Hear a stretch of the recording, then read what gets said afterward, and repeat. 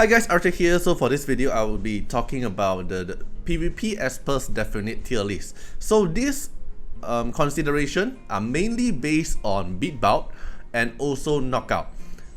Some part of the cases is about point war and also RTA are in the consideration as well. But the most consideration content I'll be going for is beat bout and knockout because that two content for PvP is more giving out more rewards now, and because that two rewards are mainly reso based and also definite based, right? So this tier list will be mainly surrounding that two content, but I'll also cover some of the consideration about the point war and also RTA, which is the warm-up match.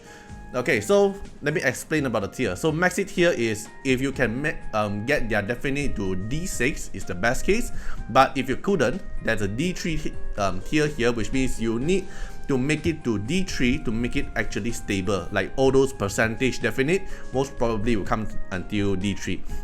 Then okay to have is like I won't really chase for it, but maybe getting them from good records is not a bad thing because they are going to be useful. Maybe the RNG here might change some situation as well. Then the Na here, you don't really need them, just keep them from the definite pool. Then no need here, actually I doesn't need the tier here. Okay, so there's only 4 tier. It's maxed it or D3 or just get them from gold record, or nah, you don't even want to hope you get them from gold record for PvP situation. Okay, so first one, Donar. Donar D3 is about at the start of combat he'll instantly get the conductor, which is his passive for 1 turn, and his defense is higher than the enemy's defense, more final damage from the S3 damage. This is a very strong definite, especially using Donar in PvP, and Donar's now in PvP is very strong. And since Donar's definite can be get for free, highly recommend you actually max the definite because he is very useful in a lot of PvP content, especially after the buff. And his definite getting to D6 is kind of like a must thing because it is free anyway, you just need the currency, right? Okay, the next one, Jin Yu Yao. Jin Yu Yao definite will granting her speed up, and its RNG chance from 25%, 30% and 50%. The speed up is important for PvP situation because you can make Jin Yu Yao rotate faster, but is it something you should actually chase for or actually D3? I don't really think so, so I would say it's okay to have. Like getting it from gold record isn't a bad thing because you can use her. You use her a lot in PvP situation, so getting some bonus stats and some speed up effect isn't a bad thing. And also the material lab, you need Jin Yu Yao as well. Okay, for Tiye. Tiye D3 is giving when at the end of the turn, Tiye herself will grant herself a 50% chance of recovery when it's D3. It's not even a 100% chance, so I would say it's a nah. Getting it from gold record, yeah, it's good, but it won't really make a big changes because you mainly use Tiye in like all those cliff team, and for cliff team normally you just want to straight away kill them and you don't really need the recovery. So, and the stats doesn't help Tiye that much because since Tiye is just a pure support, she don't really deal a lot of damage. Getting the HP here is good, but overall I would say a nah tier. Getting it or get without it isn't making a big changes. Okay, so for Yun Chuan D3 here is getting an attack up here, but the main problem for Yun Chuan is not going to play a big role in PvP content, so I would say Yun Chuan is a nah. Okay, Luis D3 when the target's critical rate is lower than Luis' critical rate, and Luis most probably his crit rate is 100% because he can grant himself crit rate up, so his rich avatar final damage increase, and rich avatar is his S3, his main damage output. And the problem for this definite is very strong with Luis, but the problem is Luis is not mainly used in a lot of PvP content now due to the current meta and his current kit. So I would say D3 because, okay, let me think. Okay, maybe I'll say okay to have because you don't really want to chase until D3 because the final damage is good, but you don't really need it, especially you don't really use Luis very often in PvP content, so I would say it's okay to have. Okay, so Tang Xuan, the higher HP he have, the higher HP than 70% he have, then his S1 damage increase. This is a very good definite on him, very strong, very synergies with him a lot. But the problem is the same thing. Tang Xuan isn't used in PvP content a lot, so I would say it's okay to have. You get it from Gold Record, it's good. If you use Tang Xuan as your PvP content, then it's good. But okay, if I consider Tang Xuan with the teammate at the same tier, maybe Tang Xuan will be going to the Na. You don't really hope for getting Tang Xuan in PvP content. Okay, Raven D3 here, before casting her passive, she's 100% chance to trigger attack up first, and the passive is the one that you attack people who doesn't have a buff. You instantly trigger the passive to AoE damage everyone, and with this attack up buff, you don't really need to buff.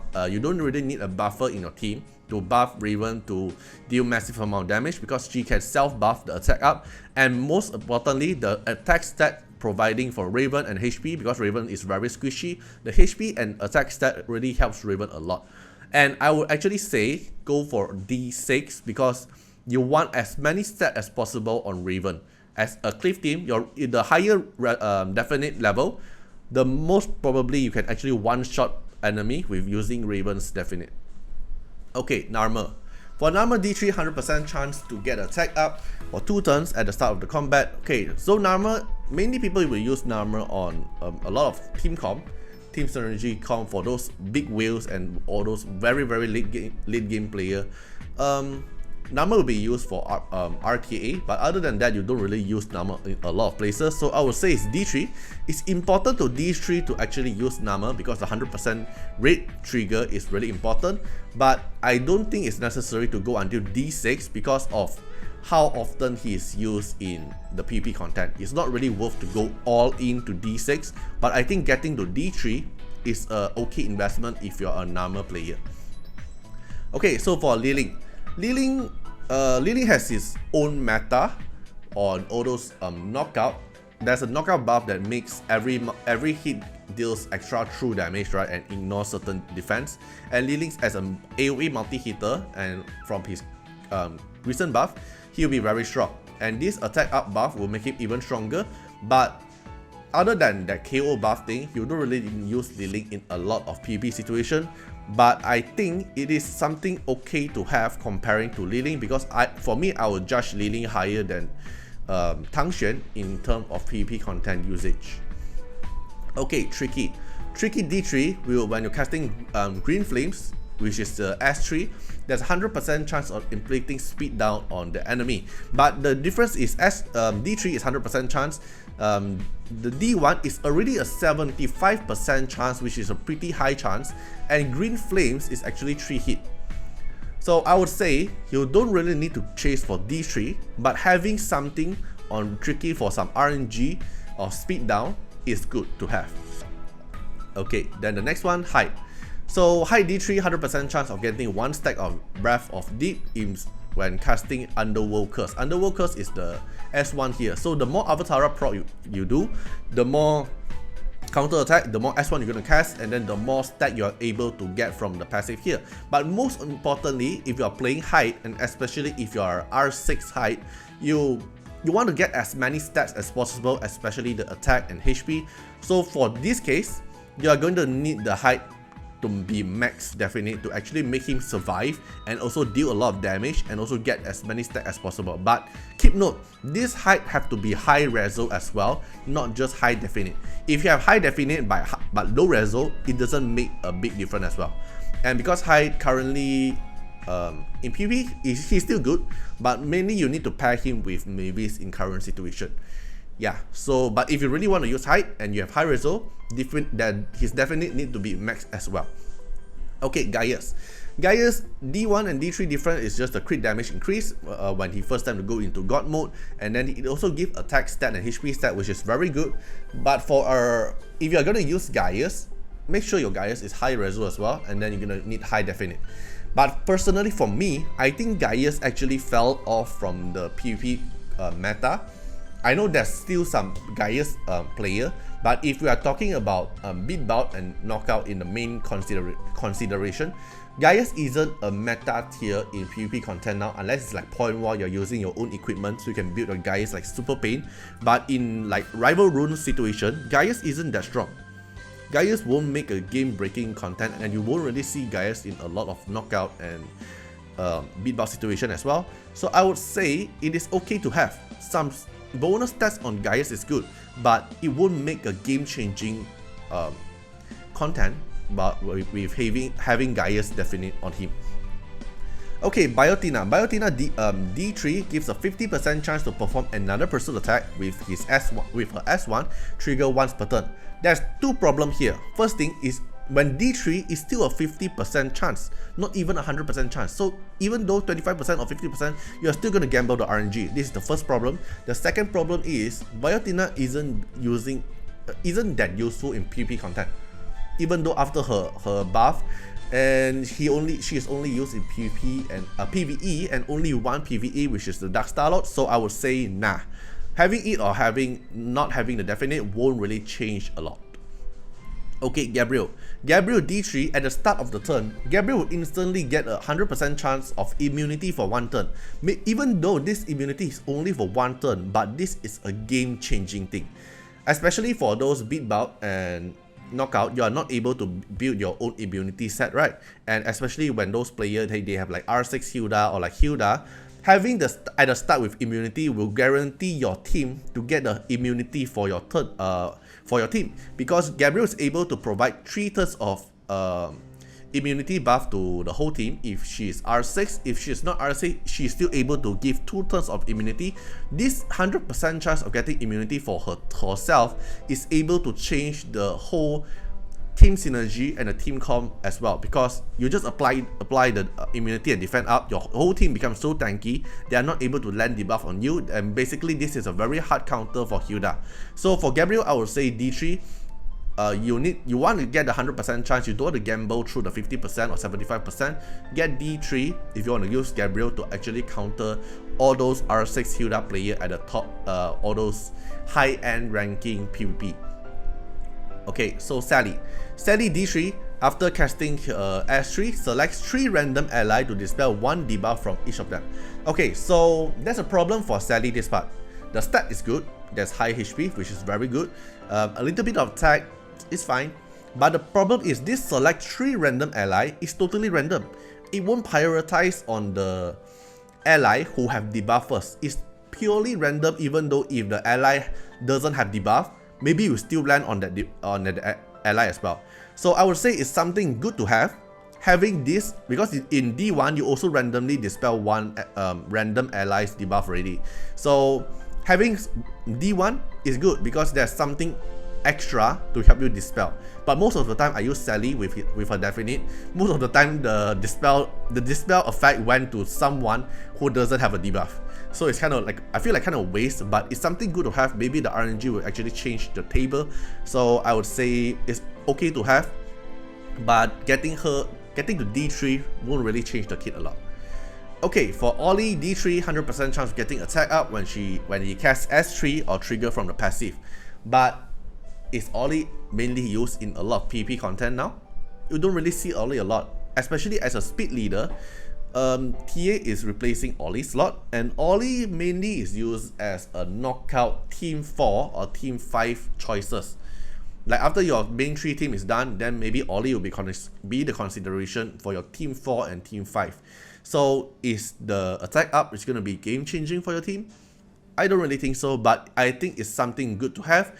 If you actually trigger the 50% chance of attack up, and getting some HP and attack for Ollie is good as well.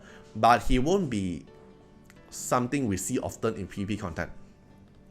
Okay, Unas definitely recently got a buff, and this buff is pretty massive for him, because if you want to counter Hilda, especially for those R6 Hilda player, you're gonna need his definite to D3. The reason is here. Same thing as Gabrielle. At the start of the turn, 100% chance of granting Unas himself immunity for 1 turn. And this immunity for 1 turn will able to counter the Hilda's R6, the thing that is able to sleep your Esper. This immunity is able to counter them, and then Una's passive is able to grant immunity for all his remaining teammates, and in big bout, Una's is actually the fastest Esper in the game if we don't consider about Tolan. So Una's is able to apply 1 turn of immunity for your whole team, and then your team won't be able to get sleep by our enemy's R6 Hilda. So by that, and you don't want to gamble the 50% chance RNG, you want it to maintain at 100%, so I would say Una's is D3. But Una's is only used for countering R6 Hilda. Other than that, do you need a D3 definite to actually trying to outspeed enemy? No, you don't need it. But if you want to counter R6 Hilda, Gabrielle and Una's is one of your best choice due to the 100% chance of granting immunity for themselves instantly. Because the only Esper who have immunity set in beat bout and knockout now is only Tolan. So the other 2 counters able to do that is only Gabrielle and Una's. Unless you're going to gamble your RNG on the resist, but that's not the discussion for today. Okay, Lucas. So Lucas definite is after casting S3 gains speed up for 2 turns. This is very good. It really suits Una's a lot, even though Una's isn't in the PP meta now. But the main reason is since Una's definite is suits him, and maybe you can put him in a consideration for KO Team 4 because Una's is free to get. The definite is free to get as well. Both his Esper and definite can be maxed for free, and he's actually pretty useful for alternative team for knockout. So if you want to play Lucas, yes, you should get it maxed. But you are not gonna see Lucas very often in the battle in PvP content. So if you're not really seeing him a lot, and then you don't really have the club currency to actually buy his definite, well, it's okay to skip it. But if you have the extra club currency, I recommend you just max it out. Who knows, maybe one day they're gonna change the shop and then you are not able to buy Lucas definite anymore. Because sometimes they're gonna change the shop. Like last time we are not able to get Donar from the 0.1 ticket, right? So it's something like this. So I think it's important to actually max his definite out if you're trying to use him.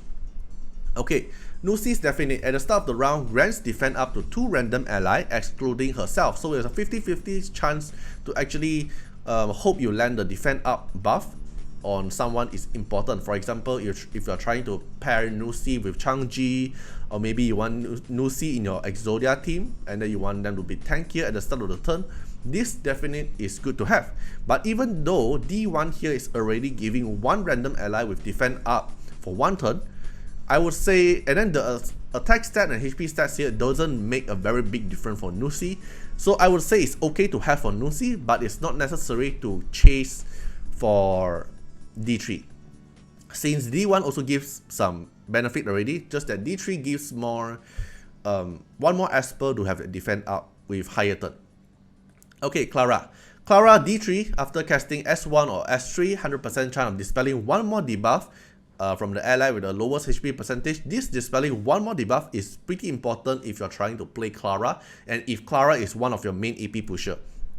Personally, I still use Clara a lot in no matter in point war or knockout or beat bout. Clara is still one of my choice because she's able to AP push, she's able to cleanse, she's able to heal.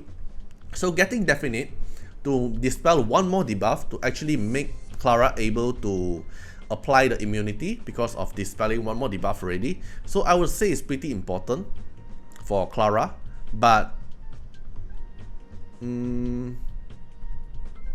I would say it's okay to actually gamble the RNG chance since it's pretty high chance, 50%, 75% and 100%, and yeah, so I would say it's okay to have for Clara tier. Okay, so for Cecilia, at the start of her turn, if Cecilia is a stun, 100% chance of dispelling 1 debuff from themselves. If you are a Cecilia player, getting this definite is very good because she's able to actually dispel the debuff away from her by RNG chance, and maybe you can dispel away like auto stun, or maybe dispel away the sleep. And getting Cecilia to be tankier due to the HP stats she's able to get, I would say it is important to get the D3 because of the dispelling chance and also the stats for Cecilia, because for those Cecilia player you want her to survive as long as possible to actually let her refresh her cooldown to revive more Esper. Okay, Sienna. Sienna here will giving, before casting the S1, giving 100% chance of getting defend up for one random ally for 2 turns. This is good. This is very good, especially if you see my PvE tier list. This synergies with Cecilia a lot, Selene a lot. But the problem is Selene isn't used in PvP a lot in the current meta. You'll see people using Selene in warm-up match, but in terms of beat bout, point war, or knockout, you don't really see her often. So is it worth to get it? I don't think so. But is it good to get it from Go Record? I would say yes. Okay, Tevor D3. At the start of the round, the Tevor will get a crit damage up for 25% chance for 25% chance for the first turn, and then for the attack stat and HP stat makes Tevor very tanky. But the problem is Tevor isn't showcased in a lot of PP content now because of the Tevor's AI method and because of the Mavis meta, and the problem about Anna is counter for those single target player, single target attack dealer, especially someone like Tevor, because Tevor is a single target attack player, Esper. So for PvP situation, is Tevor still that meta for high end? Okay, this is for high end. Is it still that meta? I don't think so. Is it important to D3? I don't think so, but is it something good to have? I would say yes. If you are a Tevor player, I know for those mid game or the early point war stages, Tevor is still very good. But in terms of knockout and beat bout, in my own experience, I don't really think so. He's used that often. Okay, Ahmed. D3, when the S3 is on cooldown, then more healing is provided. Ahmed is still pretty used a lot because of Hyde and because of his healing he is able to provide. But is this definitely that important for him in PvP content? I don't think so. But I think it's something good to have because the extra healing and the extra HP to increase the healing, I think it's something good to have. Okay, Jiang Jiu Li. Jiang Jiu Li D3, 100% chance when, to stun everyone when he goes into demon mode, and ignore resist. So it's 100% chance to stun unless you're on immunity, and it provides HP and attack, which is synergy with Jiang Jiu Li a lot, because Jiang Jiu Li needs a lot of attack stat, and Jiang Jiu Li needs a lot of HP because he also deals damage based on his lost HP, and also gets shielded by his max HP. So I would say minimum get it to D3, but I would say it is worth to actually get it to D6 as well if you are a Jiang Jiu Li player, because the extra stats providing to Jiang Jiu Li, it is very strong and it is very scary, especially if your Jiang Jiu Li is able to one-shotting enemy. It is going to be very scary. But it can also stop at D3 because you just need one to trigger the 100% chance. Okay, for Zora, when her HP is higher than 70%, the S1 final damage deals 25%. This is a very good definite on Zora, but is it that good? Is Zora that good in PvP? No. So since Zora is not good in PvP, it's definitely good. So I would say no for PvP situation.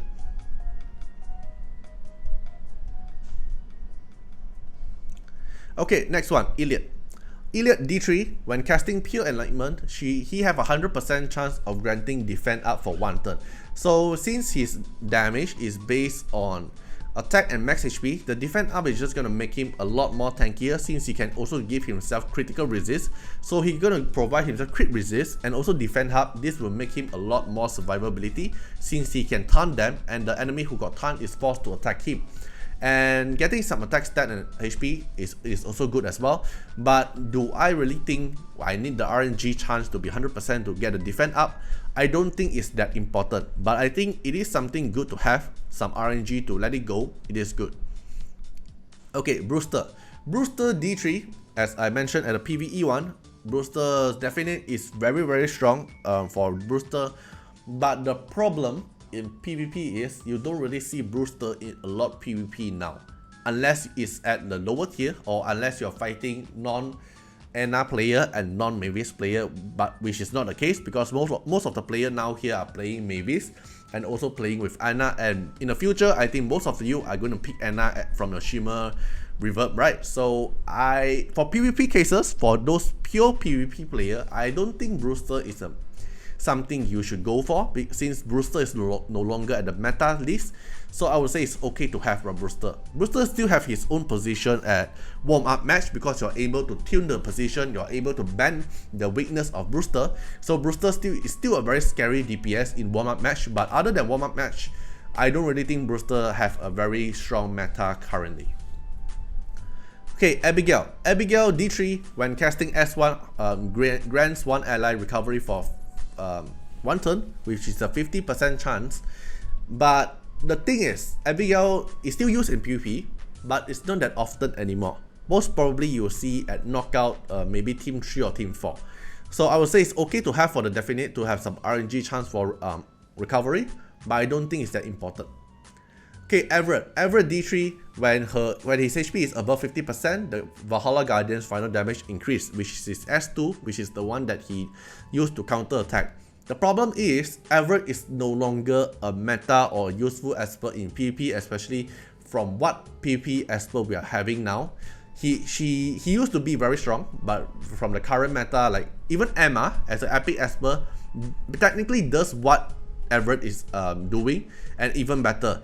And since he's definitely is a Shimo type and it's very hard to get, I don't really think it is something you should actually chase for. And even getting his definite from Go Record, I don't think you'll be that happy as well because you don't really need him in PvP content anymore. Okay, Ophelia. Ophelia D3 deals more damage when his enemy HP is below the 100%. Elegant strike final damage plus 30%. Technically, you are going to trigger this effect. The same thing is the problem. Ophelia is not mainly used in any PvP content now, even though how strong is a definite pairing with her. But due to her kit and due to the current meta, she's not that strong anymore. No matter in point war or warm-up match or beat bout or knockout, you won't see Ophelia at all. So I would say nah. Okay, so the next one, Leora. Leora definitely here giving more damage from the S3. For the S3 when she have a higher than 70% HP, Leora is still more usage than comparing to Gaius in PvP content because she's able to give herself attack up buff, she's able to give herself invincibility, she's able to give herself stand off, and also for the teammate stand off as well. So I would say but it's still at the same tier to okay to have. It's not really needed to be D3, but yeah. Okay, so next one, Ashley. Ashley D3 having 100% chance of granting one stack of Rainbow Bridge at the start of their turn. This is something good for Ashley, but for PvP situation, you don't really need Ashley's definite to be D3 to actually to be usable, but it is something good to have, like 50% chance to proc, it is good enough. Getting some attack in HP is good enough, and Ashley now it's mainly just using to have to like counter if you some situation if you can't outspeed them. Maybe the Ashley Rainbow Bridge is able to save your team because of the AP push by your own team. Okay, but Ife when Ife have HP higher than 70%, 100% chance of granting poison for one turn before casting Gas. Ife is being Ife, so nah. Fatum Sister D3 here having a 100% chance of inflicting speed down for one turn. Fatum Sister is only used in knockout team that you're trying to pair as an Exodia team, like Fatum Sister plus Nuxi plus Cang Ji, something like this. But is the speed down important? No. So I would say nah. But maybe having it is good, but I don't think the speed up by S1 provides a lot of changes. So yeah. Cang Ji D3 when his HP is full, his final damage for the S3 increased by 20%, and I think Cang Ji definitely it is strong because it gives defense, it gives HP, and then you can actually maintain Cang Ji's HP to full because of you're trying to make an Exodia team, so you're trying to outspeed them, right? And getting more damage is good, so I would say it's okay to have, but not really needed to be D3. Elaine. D3 when Elaine's is Night Goddess mode, S3 deals more damage. I think this is something very good to have because Elaine is able to kill Anna. Elaine is one of the Anna counter, but I think 20% is good enough. You don't really need to be 30%. maybe you want to definite level higher just for the attack stats. But overall, I don't think you really need to go D3. I think D1 is already good enough to actually kill Anna if you build your team properly. Okay, Intisa. D3, when Intisa in stealth mode, Trojan Horse final damage increased by 30%, but D1 is already providing 20% of final damage, so I don't really think, same situation as Elaine, it's just more DPS. I don't really think needed to go until D3, but I think getting like D1, some bonus, is very good enough. Okay, Lian D3 at the start of the turn, she is able to have a 50% chance of getting 2 ally immunity for 1 turn. Even though, okay, this is something special case, even though Lian is only providing a 50% chance for 2 ally for immunity 1 turn, but immunity in beat bout and knockout is a very important stats, especially at the start of the battle. Like, at the start of the battle, getting immunity instantly will actually make your tank team survival a lot more better, because they cannot land the debuff, they cannot land like sleep on you, and most importantly, Lian is needed a lot of HP to increase the shield amount and also the heal amount.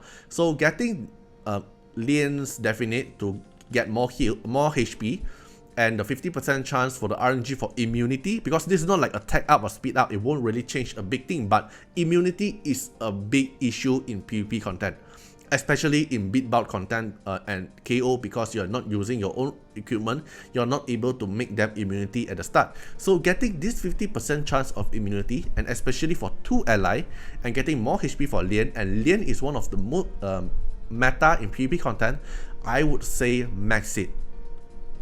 I haven't maxed my Lian now, because I'm not just a pure PvP player, I also play PvE, so I have to invest in both plays, and I'm not a big whale. I will call myself a dolphin, because I do spend in game, but even though I'm not able to like focus 2 plays, right? So I'm waiting my Lian to D6, R6, then then I will start getting Lian's definite. But from my experience and from what I'm seeing, for me, I'll actually invest Lian to max it, because she's able to give a lot of shield, a lot of heals, and actually the RNG chance of immunity is very juicy. Okay, for Mateo, when enemy has spark, fire punch final damage increased by 25%. For PvE, it's definitely a meta, but for PvP, Mateo, maybe you can build Mateo like one punching Anna, if the enemy's Anna is like low reso in point war, but in beat bout and knockout cases, Mateo is not able to do that. So I would say for PvP cases, nah, Mateo is not really used that much, but for warm-up match, you are actually able to use Mateo to one punch them. Okay, Camille D3, core attack have a 100% chance of inflicting speed for 2 turns.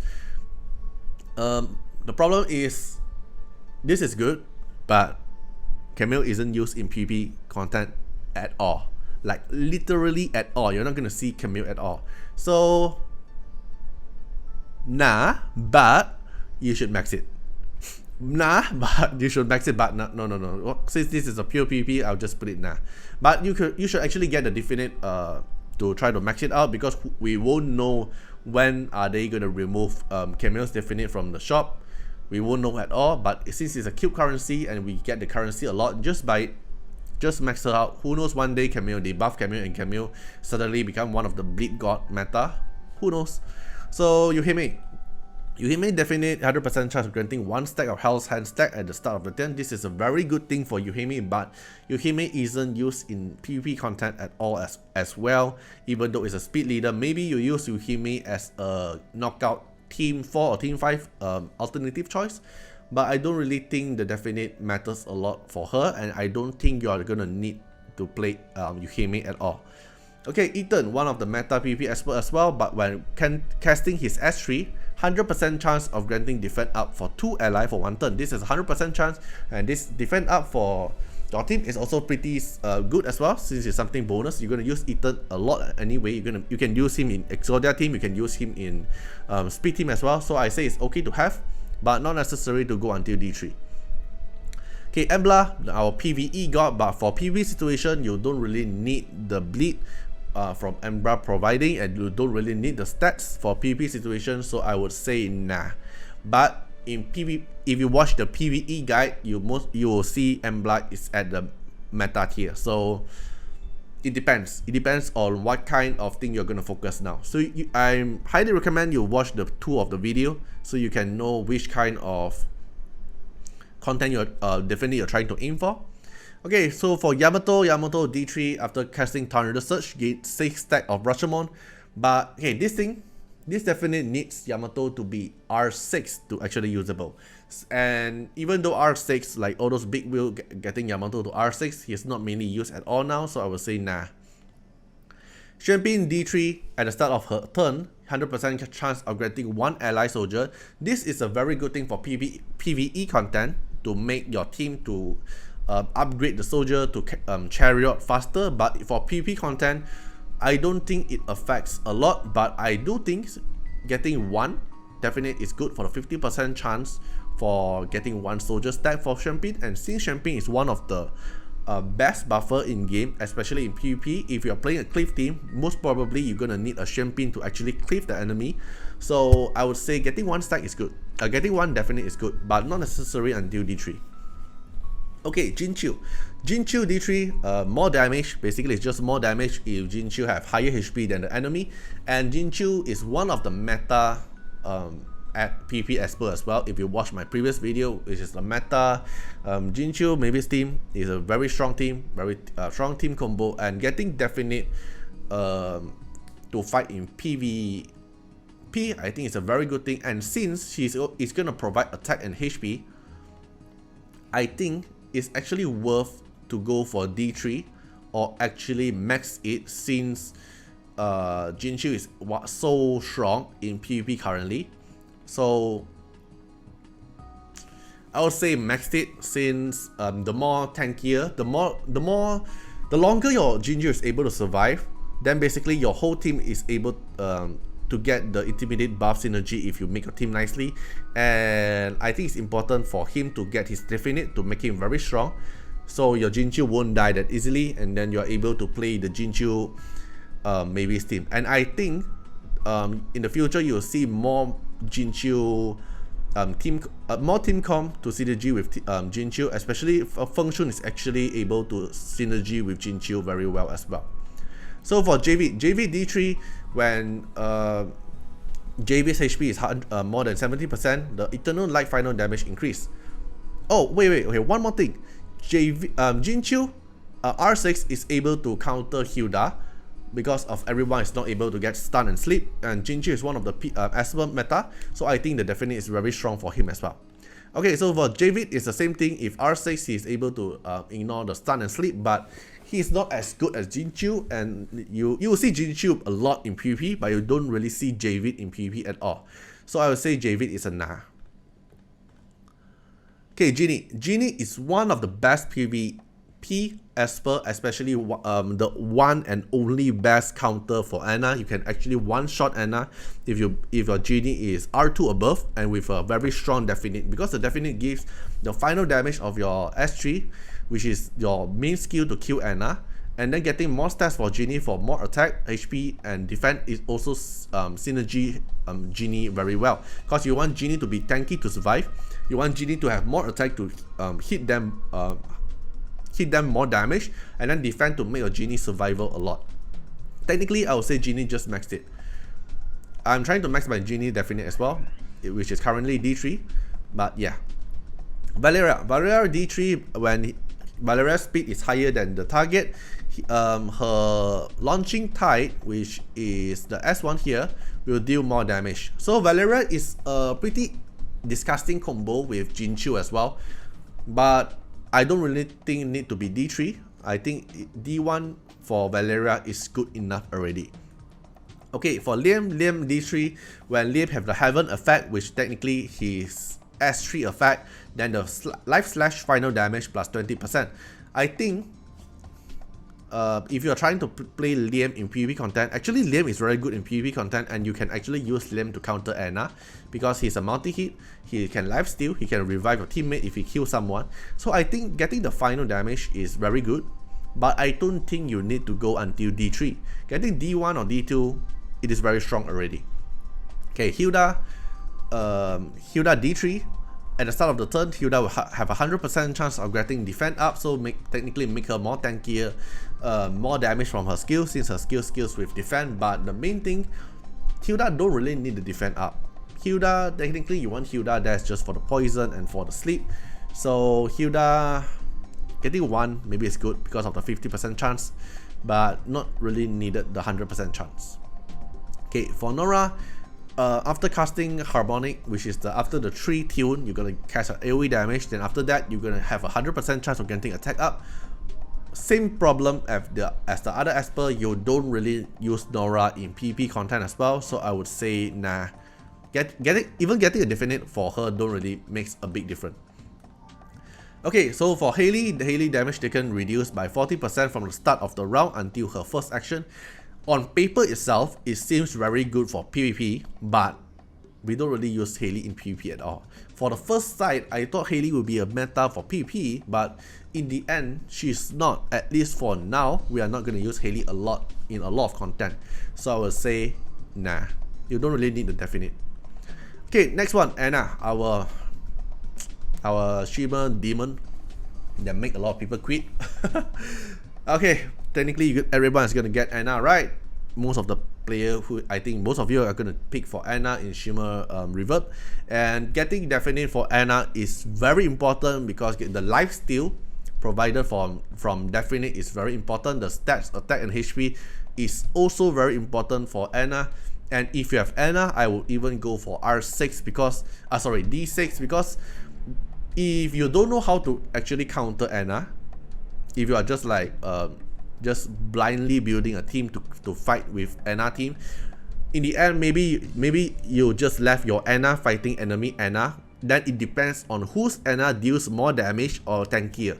So just max her. If you don't know how to counter Anna, just max her. Okay, Tolan definite. When you cast S3, 100% chance of extending the target ability cooldown to max number of turns. This is a very strong definite. And one more thing here. Since the beat bout have changes of rules, whose power of Tolan will move first, even though you are on the fighting side? Because of previously, the defending side will move first, right? But for now, whose power is higher, who will move first? And Tolan will be the fastest Esper, so Tolan, you want to make your Tolan as fast as possible, so you need the power. And you can get most of the power from skill up and resonance, but most importantly is also the definite. The definite can be level up. The definite tier also give you bonus stats, which give you a lot of power.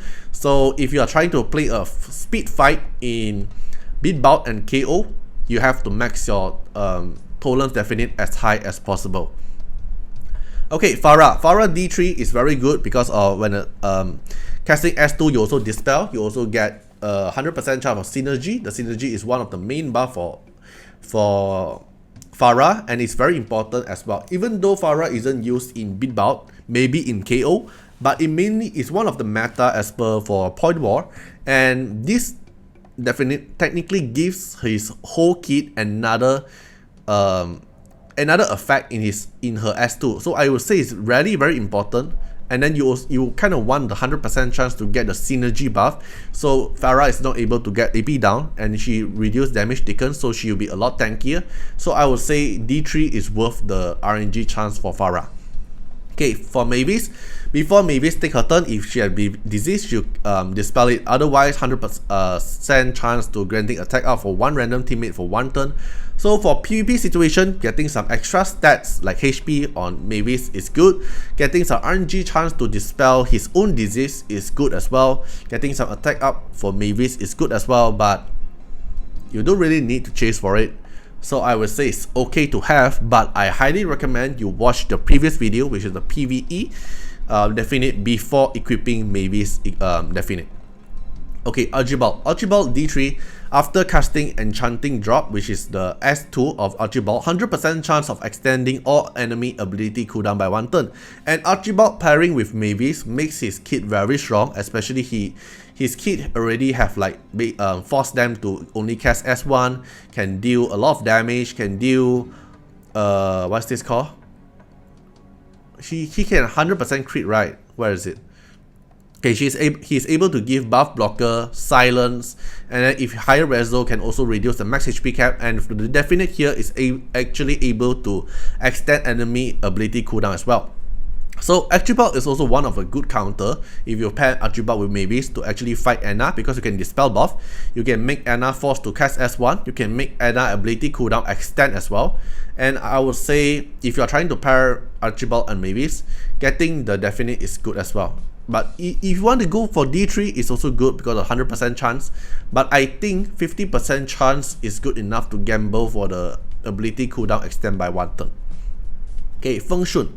Feng Xun gains 3 stack at the start of the turn of Far Journey, and Feng Xun you're gonna need the Far Journey to actually dispel the stack, right? So I think the stack getting it at the start is very important for Feng Xun, because if you don't have the stacks, for example, you only have D1, you have only 1 stack of Far Journey at the start of the turn, so which means if someone stun you, you're gonna get stunned because you cannot dispel it. You have only 1 stack, so minimum you're trying to want to get D2 above to have instantly a Far Journey stack at the start of combat. So Far Journey will able to help you dispel away the stun or sleep for actually 1 time. So the more stacks he is able to get, the more safe your team is able to get from stun and sleep, especially in beat bout, KO and point war. There's a lot of stun esper and sleep esper. So I would say D3 is very strong on Feng Xun for PP content, because you're gonna get the most stack you are trying to get as fast as possible. Okay, so if I go through one more time in my own tier list, I don't think I'll do any changes from my current tier list. So for this tier, if I have the currency or I have the resonance for them, I will actually max them out. Then for D3, I think this is the minimum to actually make them very strong in PvP content. Then for OK to have, maybe it's like D1 to D2. Having it or having without having it is still okay, but having it is good. Then now here, I don't think it really changed. Getting the definite for them in PvP content, it don't really change much. Don't really change much of the playstyle or the win rate as well. Feel free to comment down what do you think about the tier list, which part you don't agree. Feel free to share it out. Maybe I can hear your own opinion as well, because in my own point of view, is mainly at the very high end of the PvP content for beat bout, point war, KO and warm-up match. Maybe for your own tier, you can share your own thoughts and opinion as well. Alright, so hope you guys enjoy the tier list. Hope it is useful for you guys. What kind of tier list would you want to see next? Since I already completed the ability bond, the Esper's tier list, and also the definite tier list. I'll do an updated one after a new patch came, because I don't think the recent Feng Xun one needed a new tier list.